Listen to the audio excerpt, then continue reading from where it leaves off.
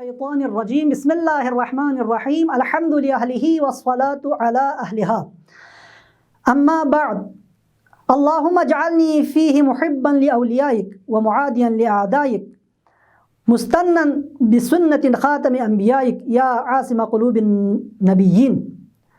آج ماہ مقدس رمضان کی 25ویں تاریخ ہے۔ آج کی دعا میں ارشاد فرما رہے ہیں اللہم اجعلنی فیہ محبا لأولیائک، پروردگارہ مجھے اس دن میں مجھے قرار دے محبا لأولیائک، تیرے اولیاء اور تیرے دوستوں کے ساتھ محبت کرنے والوں میں سے مجھے قرار دے دے، ومعادیا لأعدائک، اور مجھے تیرے دشمنوں سے دشمنی کرنے والوں میں مجھے قرار دے دے۔ لہٰذا یہاں پہ اس دعا کے اندر ارشاد ہو رہا ہے کہ انسان کے لیے اس دعا کے اندر خدا سے یہ طلب کیا جا رہا ہے کہ خدا بندہ تیرے اولیاء، تیرے دوست جو ہیں ان سے دوستی کرنے والوں سے مجھے قرار دے دے۔ لہٰذا انسان کی دوستی اور انسان کی جو دشمنی ہے وہ خدا کے لیے ہو۔ انسان اپنے لیے کسی کے ساتھ دشمنی اور انسان اپنے آپ کو کسی چیز کے لیے معیار قرار نہ دے دے۔ الحب للہ والبغض للہ، انسان کی محبت بھی خدا کے لیے ہو اور انسان کی دشمنی بھی خدا کے لیے ہو۔ آج ہمارے معاشرے کے اندر اگر ہم دیکھیں تو آیا ہم ایسے ہی کرتے ہیں؟ جو لوگ خدا کے ہاں ناپسند ہیں اور جو لوگ خدا کے ہاں محبوب ہیں، آیا ہمارے پاس کسوٹی، ہمارے پاس معیار اور ہمارے پاس جو ملاک اور معیار ہے، ہم بھی اس معیار کو ہم ہمارے سامنے رکھتے ہیں؟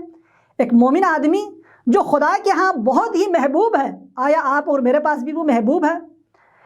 ہمارے ہاں جس کے پاس پیسہ ہے، جس کے پاس اقتدار ہے، جس کے پاس آج کی دنیا کی عزت جس کے پاس ہے، ہر کوئی اس کے سامنے جھکنے کے لیے تیار ہے۔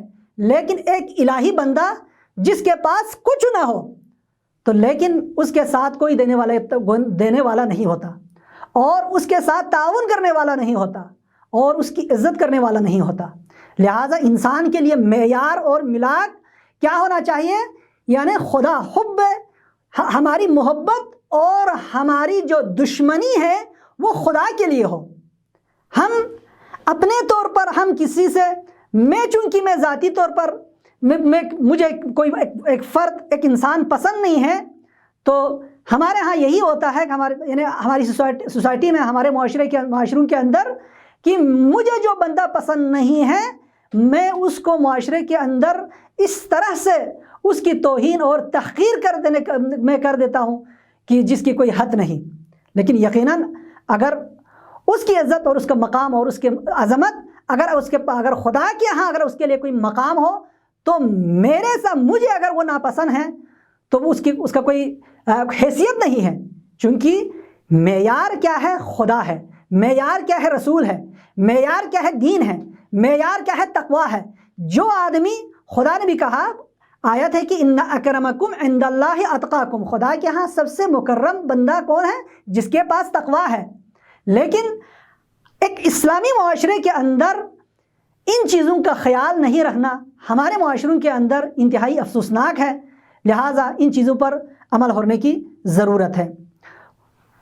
مستنن بسنت خاتم الانبیاء، پروردگارہ مجھے تیرے آخری نبی، تیرے آخری رسول کی سنت پر عمل کرنے والوں میں سے مجھے قرار دے دے۔ یقیناً انسان اپنے رسول کی سنت پر اور خدا کے حکم پر اگر عمل کرے تو یقیناً اس کے لیے ہمیشہ خوش بختی ہے۔ آج ہمارا معاشرہ، آج ہماری سوسائٹی کیوں زوال کی طرف جا رہی ہے؟ اس کی وجہ یہی ہے، ہم قرآن سے دور ہوتے جا رہے ہیں، ہم پیغمبر کی سنت پیغمبر جو سنت ہمیں دے گئے تھے ہم اس سے روگردان ہو رہے ہیں۔ لہٰذا اس کی وجہ سے ہم اسلامی معاشرہ کیا ہے، روز بروز زوال کی طرف جاتا ہوا ہمیں نظر آتا ہے۔